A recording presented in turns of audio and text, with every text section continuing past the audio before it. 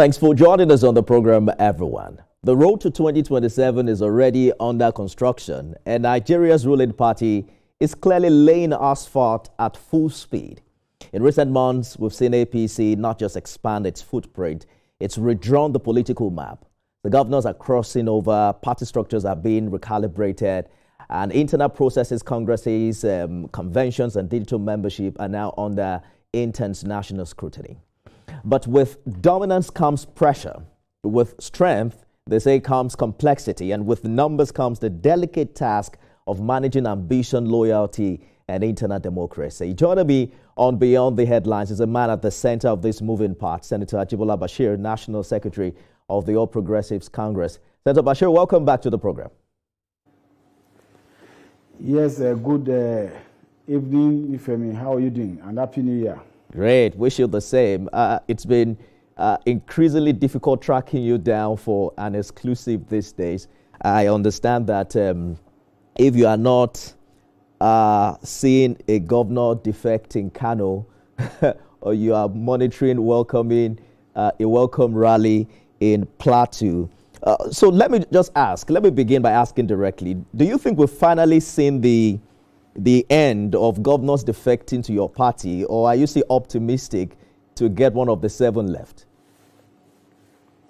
Yes, in politics, 24 hours is a very long time in politics, and you cannot say it's over until it's over. So just like our national chairman, Professor Netawe, said at the rally where we received Governor Mufwang of Plateau State day before yesterday, our door as a party, pan-Nigerian political party, is wide open, not only to governors, but to all Nigerians who want to partner with the APC in the Renew Hope agenda of President Bola Ahmed Tinubu. So we cannot, no political party will shut its door against any Nigerian who wants to join his fold. And there are quite a number of internally displaced politicians, and we are open to provide refuge for all such politicians. Well, I would think that you've taken all of them. I mean, because I'm thinking, which one is feasible now? Is it Bauchi? Is it Adamawa?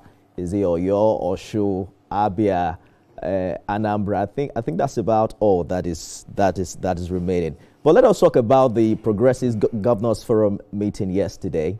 I understand that the governors met with party leadership, and you were at that meeting. Back in 2023, Senator Bashir, the APC had just about 20 governors. Today, that number has increased to 29. I imagine the meeting room is now bigger, and perhaps the sound system you're using is even more sophisticated, so everyone can hear you. But what is it really like managing a party that now controls nearly even more than 80% of Nigeria's governors? I think part of the benefit that the APC has is that we have a very sagacious politician and somebody who is well-grounded both in politics of opposition and politics of government as the leader of our party, and that is the person of President Bola Ahmed Tinubu. He has been able to provide good guidance, good leadership, and a listening ear to all within the fold of the party, and that has helped us to cement the oath and the unity that we have within our party. And of course, we also have within the Progressive Governors Forum a leadership and membership of governors who are attentive and supportive of our political party. So the meeting we had yesterday was part of the building blocks to ensuring harmony and unity ahead of the congresses of our party that is going to commence on February 18 all through to March 26, 2026, that will lead to new leadership at the National Working Committee of our great party. So it's part of the Constitutional Forum. And of course, the meeting also afforded us an opportunity of briefing our governors of the progress made so far with the e-registration exercise embarked upon by our party nationwide. We'll talk about that in a minute, but with growing numbers come growing interests. We've seen this movie before. The PDP at its peak, I think in 2007, had about 30 governors. It controlled most states. And internal contradictions eventually caught up with it. Are there lessons APC have learned, from that? Are there lessons you are deliberately applying to avoid an implosion of your own making? I think I would not really like to compare APC with PDP. It's like comparing apple and oranges. Our party, even though expanding, by bringing more people in its fold, is rooted in the tradition of consultation, tradition of mutual respect, and the tradition of ensuring that necessary regard is given to leadership at all levels. Unlike the People's Democratic Party, whereby they are for a very long time, they have been albatross of ambition of certain individuals, and of course there is no compass which serve as guidance at appropriate time. Just as I said in my preface, for now, and we pray for long life and good health for our president, we have a president that is truly a political leader, ready to listen and ready to ensure that a spirit of give and take operates within our political party. That we are leveraging on. We're also leveraging on the understanding of the leadership of the National Assembly and, of course, the Progressive Governors Forum in being able to ensure that at all levels, consultation and mutual understanding has always been the operative principle of our party, the APC. So we are not afraid of any implosion, and that is why that high-powered meeting yesterday with our governor was very necessary, and the take-home from that meeting assured us of the fact that we're going to have a seamless, rancor-free congresses and rancor-free national convention in March 2026 by the grace of Almighty Allah.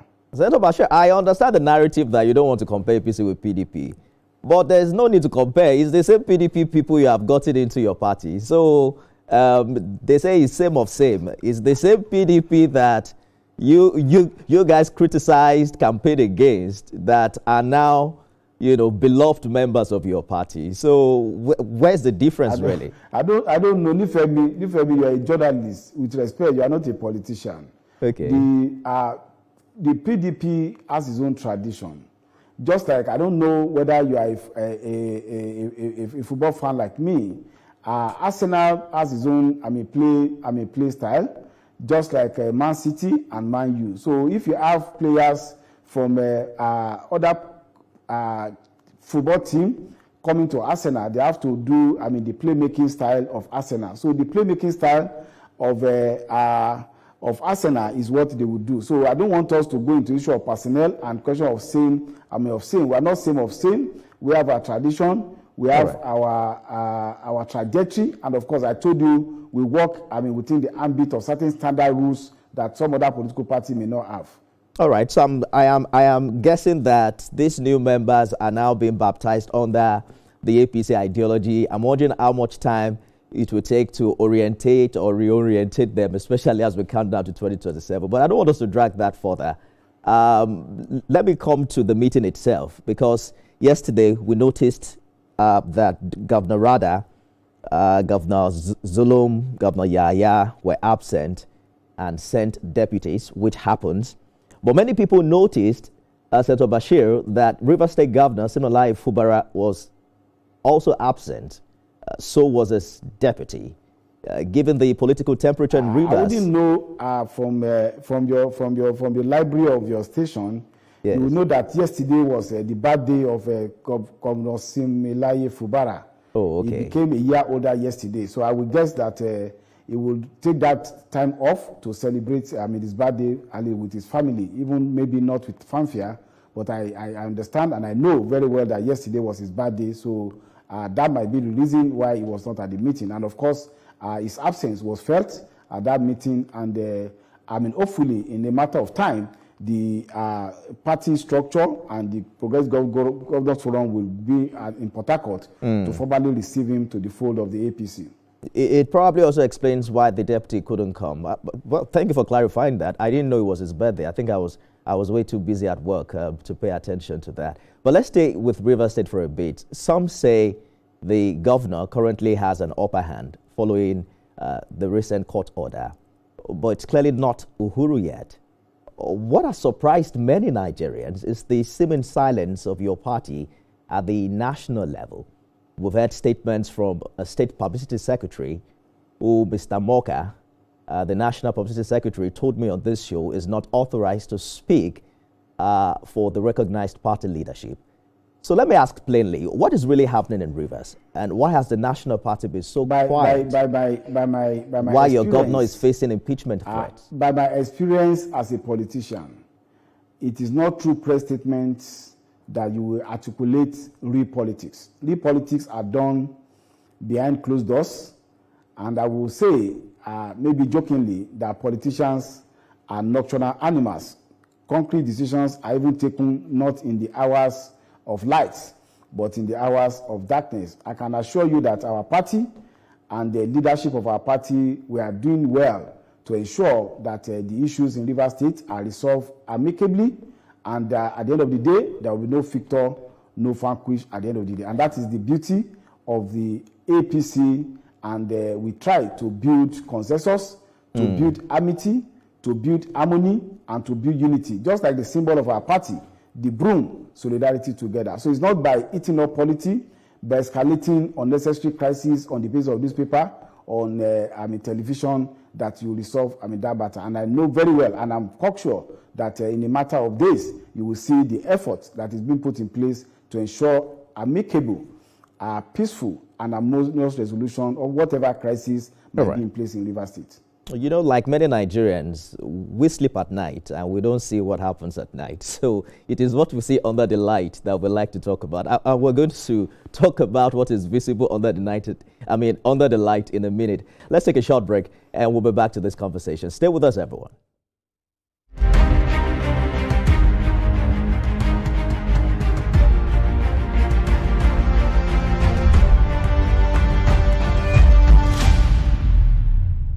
Senator Ajibola Bashir is the National Secretary of the All Progressives Congress. Thank you so much for staying the course on the program. Let's talk about what we can see under the light as far as Rivers is concerned before we move on to other issues. The governor is a member of your party now. The APC also, I believe, has majority in the Rivers House of Assembly.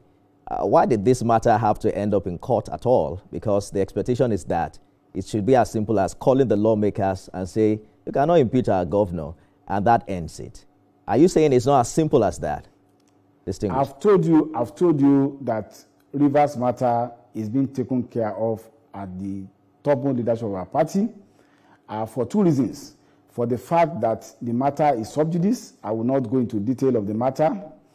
And secondly, for the fact that amicable resolution of issues are better resolved without having to escalate by making public pronouncements. So as the National Secretary of the APC, I would rather not make any further comments on issues in Rivers State. I would rather look towards amicable resolution of the issues and ensuring that this matter is harmoniously resolved.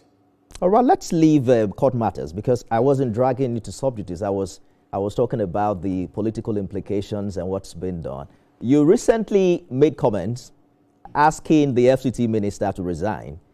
At the height of that exchange, you declined interviews, which is understandable. But now that emotions have cooled, I wanted to ask if you guys have settled or Wike is still in the bad books of APC executives. Nobody is in the bad book of anybody. Statements were made by the Honorable Minister, and as National Secretary of the party, I made my own statement, and graciously, I would say that he did not respond to my statement. So I think that is it. So I don't think the Yoruba has an adage. They say that Anika Jekuru Koton Atungbonwe Sawo. So for those who don't speak Yoruba, I don't know how to translate that. So for me, I would rather focus on the goal of ensuring that we build a Nigerian political party which includes Rivers State without having to join issue with anybody. It's just that you mentioned that he wasn't a member of your party, but he's a critical member of the APC government. And when there's friction like that, it sends some messages. Just for clarity, I wanted to know if this political solution included him, even though he is not a member of the APC. Of course, as you know, he's an avowed supporter of President Bola Ahmed Tinubu, even though not a member of a political party, and I well noted that also in my statement. So as somebody who is interested in the success of President Bola Ahmed Tinubu, Rivers State is critical to that success, and of course, definitely it will be engaged, and it's been engaged on amicable resolution of the issue in Rivers State, as expected. It's a busy week for the APC. We saw 2 new additions in Kano and Plateau. The defection in Plateau appears relatively smooth, but Kano is different, Senator Bashir. The deputy governor did not defect with the governor. And just today, we're hearing the Commissioner for Information now publicly asking him to resign, while the Kwankwasia movement remains strongly opposed. Is the APC inheriting a political battle in Kano?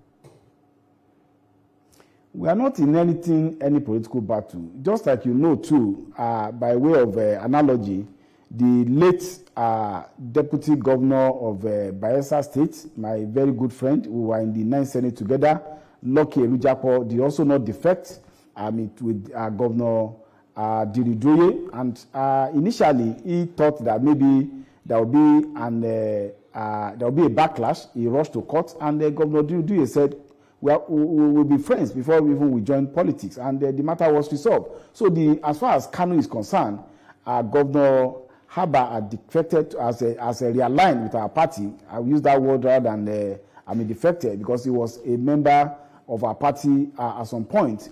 And then we also have some other critical stakeholders within the former party, all the local government chairmen, 21 House of Assembly member, 8 House of Rep that are defected. You can't expect everybody, according to Yoruba people, all of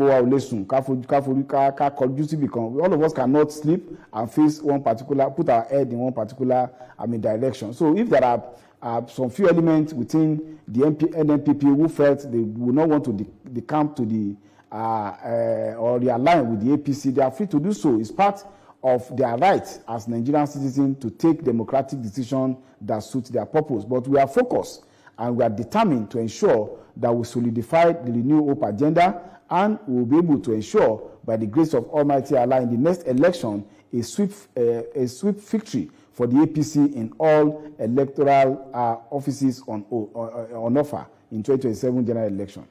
You know, we heard Senator Kwankwaso say that it cannot be bought. And that statement has been interpreted in several ways, that perhaps the Kano State governor was enticed by certain things with your party. Give us the backstory. How did you get the Kano State governor to join the APC? I mean, given that he belongs to the Kwankwasia movement and is supposed to be loyal to his political benefactor.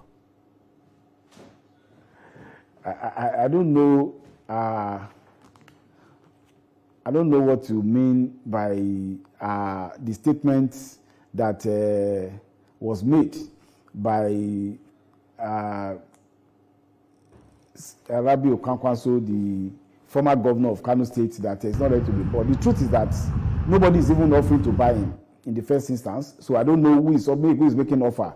For you to be talking about being bought, there must be somebody who is ready to be bought, and somebody who is ready to buy someone. And of course, the insinuation that any governor can be enticed, I think it shows lack of understanding of what the office of a governor of a state actually entails. We have seen some banalism, some outright falsehood that the APC is offering 200 billion or 250 billion for a governor to decamp to the APC. If our party has 250 billion to offer in a particular state, of course, that would not be necessary for us to even talk to any governor. We'd rather deploy that resources, which of course we don't even have, to ensure that we mobilize to ensure victory against that governor in the state. And I think what a lot of people don't understand is that the amiable nature of President Bola Ahmed Tinubu and the way he has been able to ensure that the subnationals under him get the necessary attention, get the necessary resources, and get the necessary wherewithal to be able to take care of their obligations and ensure that they embark on a meaningful project is actually the enticing future that made many of the governors to come and join the All Progressives Congress. And there are so many examples of governors come and say specifically the reasons why they have joined, and they are more of the reason of ensuring that they get more attention, more projects, and they get, their party, their state to be aligned, with the center, and they know that that is the barometer to ensure that they get, proper direction for their people. The counter narrative distinguishes that many of these governors have joined to secure their political future. They aren't sure whether the ticket they will secure in their party will not be contested in court and what have you. And the implication of that, for people on the other side is that APC is taking in the elite, but that you will have to also settle matters with the populace who are really going to participate in the election. What do you make of this elite narrative as to this current defections? I see you're laughing. I think I can laugh. Maybe I laugh in Yoruba language. The truth is that the APC is a very serious political party. We're a mass-based organization. And going by the figures, which of course I will not disclose, of our NIN-based e-registration system, we are sure that APC is the party to beat in all the elections. We are loved by Nigerian people, and Nigerian people are trooping out to join the APC, and we have made tremendous success in the registration of members that we have embarked upon. But I won't go into the figures, but we are very comfortable that we are not an elitist organization, where our tradition is social democratic, is pro-people, and we are working and taking our party, like I said on several occasions, like Jehovah's Witnesses, we are proselytizing in terms of mobilizing, conscientizing, and making Nigerian people to see the reason why the pan-Nigerian political party, the APC, is the party to be in. Oh, so you're learning from Jehovah's Witnesses now, Senator Bashir? Of course, if you know what that means, they are very resilient, and just like APC, very resilient, and we are persistent also in ensuring that we pass our message and get people to join our political party. The mass of Nigerian people, as I speak now, are joining our party in large numbers. We have to go now. There's a lot happening in your party, e-registration, data integrity, inclusion, and there are concerns about transparency, accountability in that regard. With all of these moving parts, new governors, internal tensions, and preparations for 2027, what keeps you up at night as National Secretary of one of Africa's largest political parties?